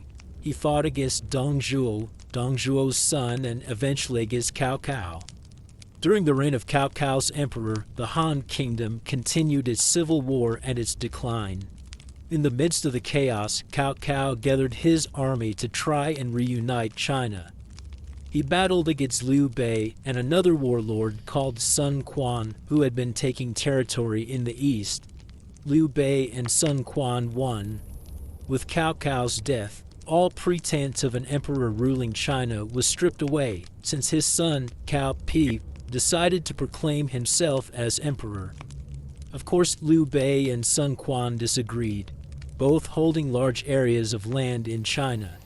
They too declared themselves to be kings and eventually emperors of their land. Thus, 3 kingdoms were born, and the land was broken in 3. Author's note: 3 Kingdoms is multifaceted. It is a historical period of time where the country was split into 3 kingdoms, and it is also a work of literature in the form of The Romance of the 3 Kingdoms, which weaves together orally kept legends, myths, and history. This story, along with The Investiture of the Gods, showcases what it means to lose the mandate of heaven, which is an incredibly important concept in China even today. It means that the ruling authorities are seen to be chosen by heaven and are meant to rule. However, as soon as the kingdom is in decline and there are signs that show disfavor from heaven, it means that the mandate has been broken, which in turn allows for rebellion and revolt. This idea is also shown in the Monkey King story, because the Jade Emperor in the Taoist pantheon could not defeat Sun Wukong. Their time had passed, and this showed the necessity of Buddhism and how it had become the dominant belief at that time. Chapter 8: Modern Mythology. The Bottle-Gourd Children. Once upon a time, an old man was climbing in the mountains searching for herbs with healing powers. He stumbled upon a mountain that was shaped exactly like a bottle gourd. As he was climbing, he tripped and fell.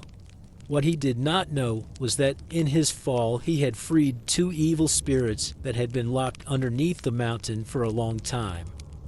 One was a female with the body of a snake, while the other was a man with aspects of a scorpion.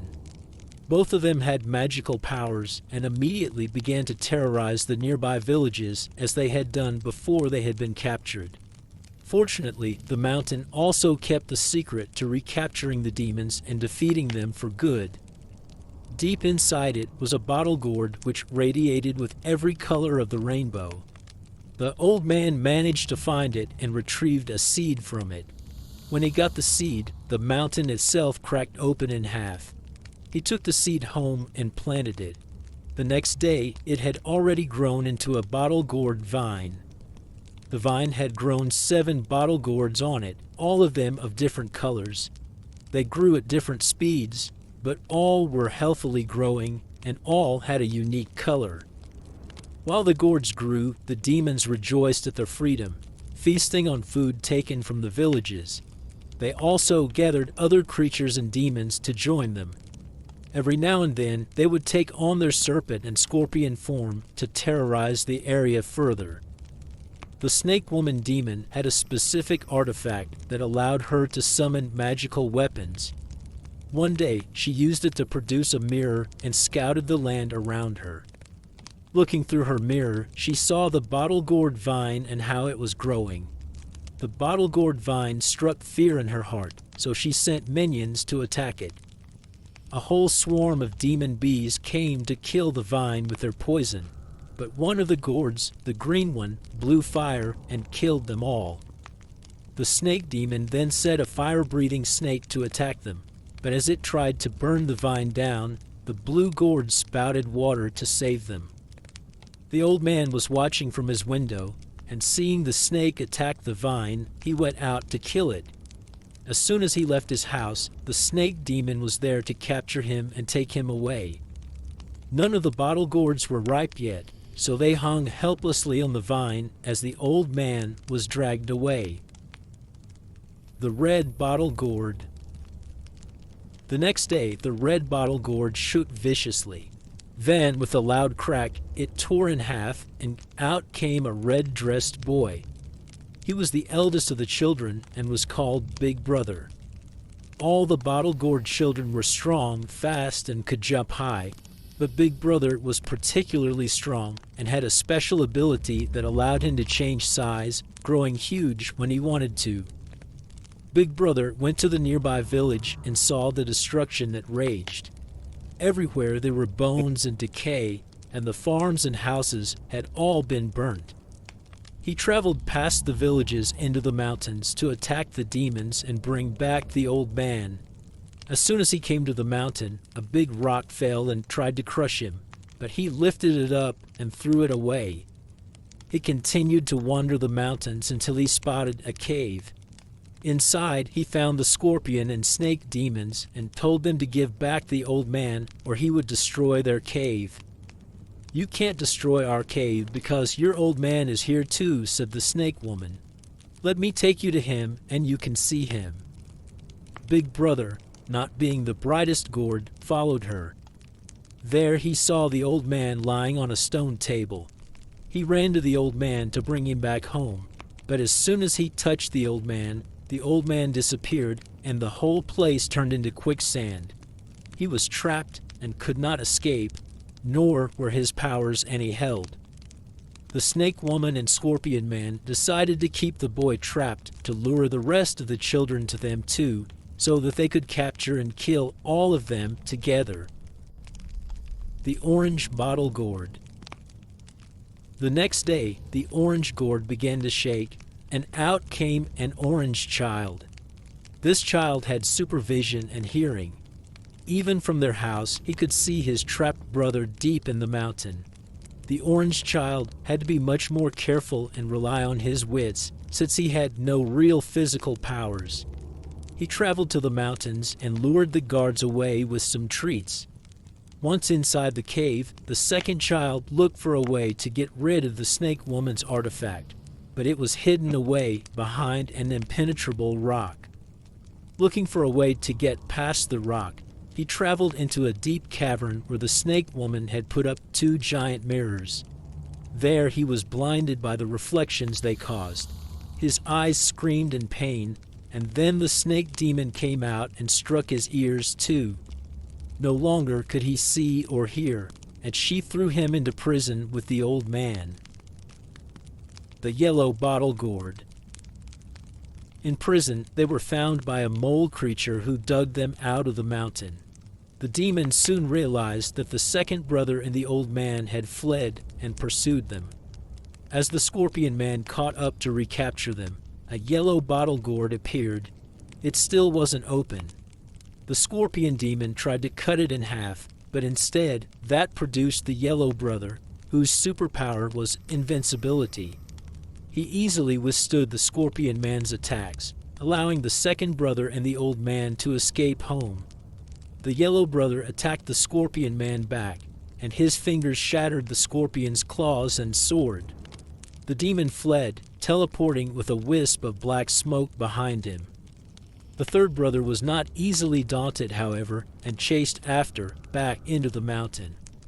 There he punched through the gates, his hands harder than any steel or iron. He found the mirror of the demons that had allowed them to see the gourd children growing on the vine, and destroyed it. The snake woman appeared furious. She tried to attack the yellow child, but he laughed at her, letting her hit him with her sword. "Bring out all your weapons. I will destroy them all," he said, laughing. "If you can withstand 3 of my attacks, I will free your first brother and surrender," the snake demon said. The boy laughed again. "Easy. Try your best." He bent his neck forward. The snake woman brought out a new sword and struck him. Nothing happened. "Is that the best you have?" the boy taunted. "You might as well surrender and give me my brother now." She hit him again, but to no avail. He laughed at her. "Last try." This time the sword bent and turned into thousands of stringy swords, and rather than hit the third brother, they wrapped around him, tying him up. His invulnerability was no help against this, and the demons locked him up deep in the mountain. The Green and Blue Bottle Gourd. The next day, 2 children were born, both the green and the blue one. The blue one immediately began watering the vine to ensure the others could keep growing. Once finished with this task, the 2 gourds turned to the task of freeing their brothers. This time, however, the old man cautioned them from going against the demons by themselves. Instead, they were to find herbs that could heal the second brother's hearing and sight. That way, they could get information on where the other brothers were now hidden and what the demons were doing. The green and blue brothers headed out to look for herbs and saw the famine in the land. Everywhere there was destruction and dry land. The blue child watered it, while the green one set fire to all the pests and snakes that were terrorizing the area. Meanwhile, the demons were looking for an ancient magical pot that would allow them to destroy the bottle-gourd children. Deep in a lake, they found the pot, but when they fished it out, it spurted fire and nearly destroyed them. The 2 children saw the fire in the mountain and ran towards it. The blue brother quickly sent water at the flames to extinguish it, while the fire brother sucked some of it into himself. Then they saw the demons, who were happy to have survived the fire. "We must thank you, children," they said. "You have saved us." "We can set you ablaze again," the green gourd said. "No need," the snake woman said. "Why not let us thank you instead? We shall have a feast to celebrate this glorious day. Release our brothers too." Of course," the demons said.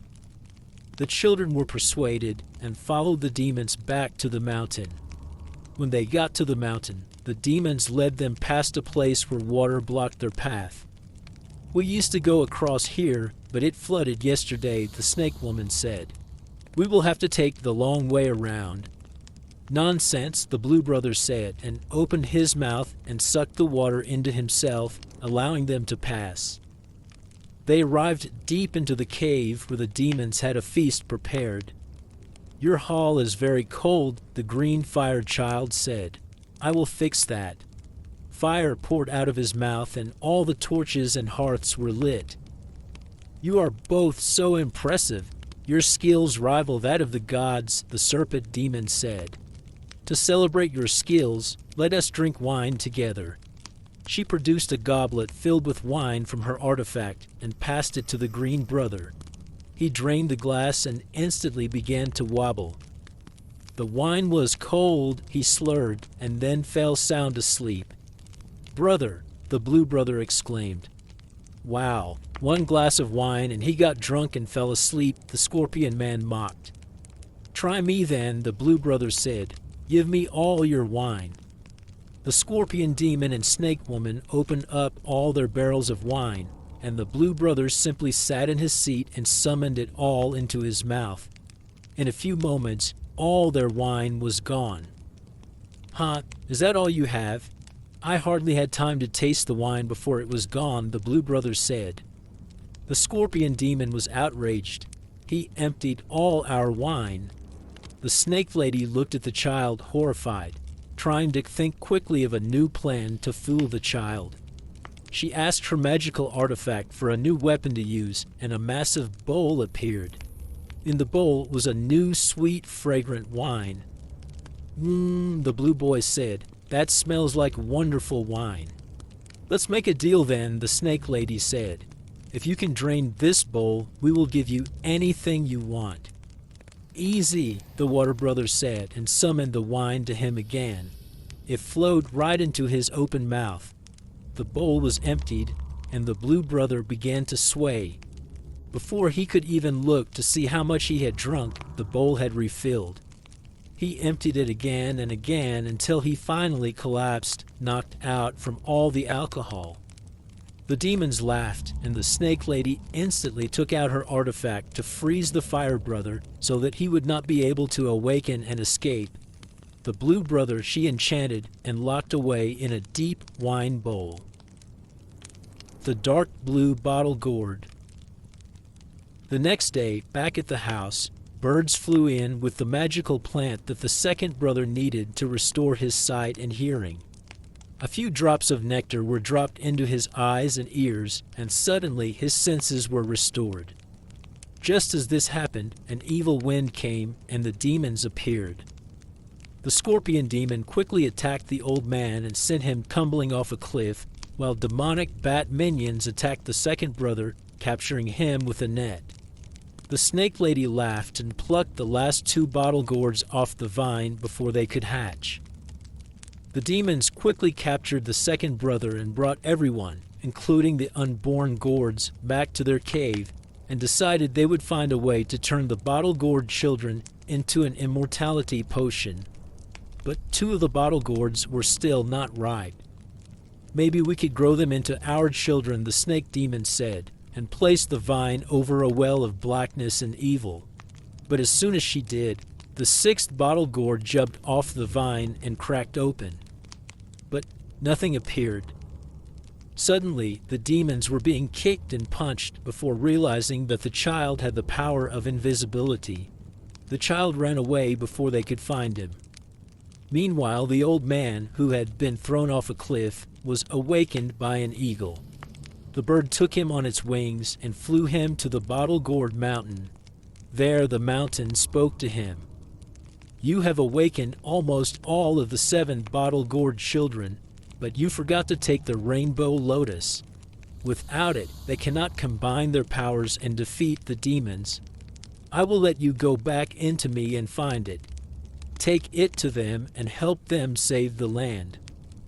"The children have already been destroyed by the demons. It's too late," the old man said. "They are not dead yet, merely captured. Go, find the rainbow lotus and bring it to them." A cloud appeared and the old man stepped into it. It flew into the mountain and took him to its heart, where he could see a rainbow lotus flower waiting for him. He took it and was quickly transported out of the mountain. During this time, the old man flew home on the eagle, rainbow lotus in hand. He found the home destroyed, with none of the bottle gourds left. Instead, several demonic minions had been waiting for his arrival. They tracked him and took him back to the demon's cave. Back in the demon's lair, the seventh brother was still in its gourd, hanging over the well of darkness. There the demons cultivated it, speaking to it and pouring evil ointments on it, trying to make it theirs. Meanwhile, the dark blue brother explored the demon's mountain and found all of his brothers, but couldn't free any of them. Finally, he found his second brother and asked for his help to find the snake lady's artifact. The scorpion demon is holding it, the second brother revealed. He is asleep right now, but might wake soon.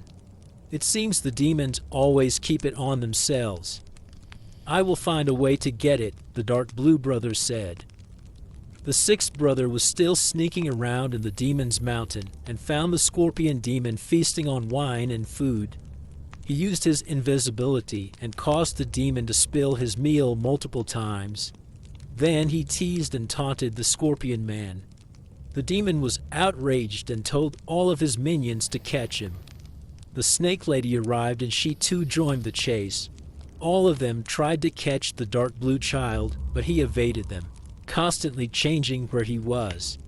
Not even nets or frost worked to catch him, as he dodged them and instead made the snake demon accidentally freeze the scorpion man. As she had tried to freeze him, she had used the incantation needed to use the artifact. She quickly melted him using the same incantation which the dark blue brother heard. Both of the demons and their minions were outraged and looked everywhere for the dark blue child, but could not find him. Eventually the demons had tired and went to sleep, holding their precious artifact in their hands. The dark blue brother waited until they were fast asleep. He took a leaf from his clothes and tickled it across the scorpion man's nose to make him sneeze. As the scorpion sneezed, he dropped the artifact that he had been carefully holding. Before it hit the floor, the sixth child picked it up.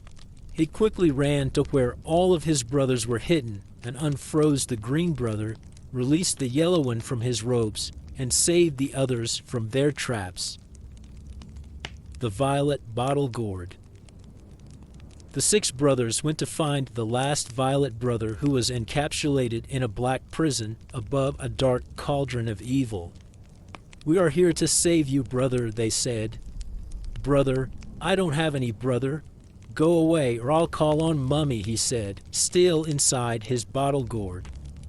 The brothers left him and started to attack the minions to find the demons and finally deal with them once and for all. However, the old man had finally arrived and was brought to the demons, and the snake demon and scorpion man took him to see the seventh child. Just then the violet child was born out of his bottle gourd. Unlike his brothers, his gourd did not break, but instead he was summoned out of it. The gourd shrunk and the child kept it in his hands, for it was his power and weapon. He did not recognize the old man and announced his love for the snake woman, calling her mother. "Child," she said, "we are being invaded by terrors that this man brought upon us." "Don't worry, mother," the boy said. "I will deal with them with my gourd." Just then the fourth and fifth brothers arrived. "Release my brother and our grandpa to us," the green brother said, "or I will spit fire at you. "And I will drown you in water," the water brother shouted. "Go away! How dare you attack this place?" their youngest brother shouted. "You are confused, brother. Stop this madness," they told him. "No, I will defend my mother and father." The green brother shot fire at them, but the violet brother soaked it all up into his gourd. The same happened again when the blue brother attacked with water. The violet brother was able to soak up everything and then return fire with a spell from his gourd, causing the other two brothers to attack each other. The red and yellow brother also arrived, but they too were made to attack each other. The violet brother then absorbed them into his bottle gourd, imprisoning them. The orange and dark blue brother were also nearby, but were still hiding. "I can deal with him, I have this," the dark blue brother said, holding the demon's artifact. He went invisible and then uttered the incantation and sent it at his brother. But the seventh child's gourd absorbed it. "Who attacks us now?" the seventh brother asked, outraged. I will deal with them." He held out his bottle gourd, and streams of water flowed out of it, finding the sixth and second brother and imprisoned them in the gourd too. The old man openly cried. He remembered the beautiful vine he had planted with children full of potential and powers. "You have turned against your brothers," he said to the violet brother. "You don't remember anything of the care we have for you. I was your caretaker, your grandpa." At this, the violet brother started to cry. He could feel the truth of what the old man said, and the grief resonated within him. "He lies, child," the demon said, but there was anger in their voices. "Mother," the violet child said, tears still in his eyes, "I have all the terrors in this bottle gourd. What do we do with him now? Come, we must ensure that they never come back." The demons took the child and the old man to the pot they had found, the pot of eternal flames. "Pour them into that," the snake demon said. The violet boy did as he was told. "Your bottle gourd truly is impressive," the snake lady said. "May I see it?" "Only for a little while. It is mine," the boy said. "Of course, I know it is yours. I would never keep it." He handed her the gourd. Immediately, she pointed it at him and sucked him into it before sending him into the pot of flames too. The Rainbow Lotus. The pot burned before smoke suddenly steamed out of it and ceased burning. Waves of water poured out, and the pot stopped burning. Seeing this, the old man laughed. "I will throw you into it too if you laugh again," the scorpion man said. "You have caused your own failure," the old man said. "You divided the children so much that they cannot be formed into one pill of immortality and invincibility. But I can help you there. I can unite them so they can be transformed." "You, ha," the scorpion demon mocked. "Wait, let us see what the old man can do. What harm can it do?" the snake woman said. At this, the old man took out the rainbow lotus and proclaimed, "With this, the 7 children can unite and become one to defeat you demons." He threw the rainbow lotus toward the pot, and it hovered above it, releasing drops of each color. With that, the 7 boys were summoned out of the pot and into the lotus before becoming their own size. The demons quickly grabbed the old man, holding a knife to his throat. "Don't hurt us, or we will kill your beloved grandpa," they said. "Don't worry about me, just kill these demons," the old man exclaimed. The children hesitated, and then the snake demon brought forth the youngest brother's bottle gourd. "I will summon you back in, you terrible children." The old man pushed back against the scorpion demon, which caught him off guard. He then lunged at the snake demon and made her drop the bottle gourd, which the violet brother quickly picked up. But before the brothers could react, the scorpion demon stabbed his blade into the back of the old man, killing him. The brothers instantly started fighting together as one and used all of their superpowers against the demons. After the demons had been burnt, flooded, and crushed under rocks, the violet brother took out his bottle gourd and sucked them into it. As they were sucked in, the demons shrieked and shrunk into a tiny snake and scorpion. Finally, the brothers had united as one to defeat the demons and freed the land from their terror. The yellow brothers split open a mountain, and they locked the bottle gourd deep inside it. Then the 7 children were transformed into a rainbow mountain that stood on top of the bottle gourd. If the demons ever awaken, then so would the bottle gourd children. Author's note: this story is a much more recent construction from the 20th century, but uses many symbols and ideas that are taken and reshaped from mythology. The bottle gourd is traditionally thought to have healing powers in Chinese folklore. Doctors have even used it to carry their medicinal herbs. It is also a symbol of Taoist immortals. This story not only uses this vegetable, but also combines it with very recognizable images, like the snake woman, who we know as Nuwa, only here she is evil. Besides this, it showcases the constant struggle between demons and humans and the importance of being careful not to disturb spirits. It also depicts the power in brotherhood and teamwork, rather than doing something by yourself. Conclusion: Chinese mythology is as rich as it is diverse. These tales that you have heard are just a selection of a vast ocean of stories, legends, and myths. This selection was made to give you a taste and hopefully leave you wanting more. Chinese mythology is almost defined by the quest for immortality. Whether that is from Taoism, or if this idealism of immortality within Taoism stems from mythology, is hard to say. What is clear is that immortality is the greatest achievement in Chinese mythology. The gods that exist and the original Taoist pantheon became gods and achieved godhood through their actions or deeds. There are, of course, exceptions to this, but they are few. Within Taoism, knowledge was the key to many things, and helping other people with their knowledge of healing was especially honored. With the arrival of Buddhism into China, immortality took a slight back seat, but the idea still remained. Buddhism brought in an element of self-control and self-denial, which is clear in the latter part of the Monkey King's story. Suffering and serving penance is also emphasized. Chinese mythology continues to impact the society today with its ideas and ideals, even though a lot also has changed as China has become secularized.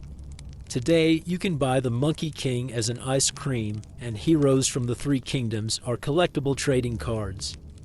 On a deeper level, the idea of teamwork and unity, as is shown in the story of the bottle-gourd children, is highly cherished. There are numerous legends, films, and much more on Chinese mythology, so if you now have a taste for a particular part of it, and you want to know more, go and explore its deep caverns.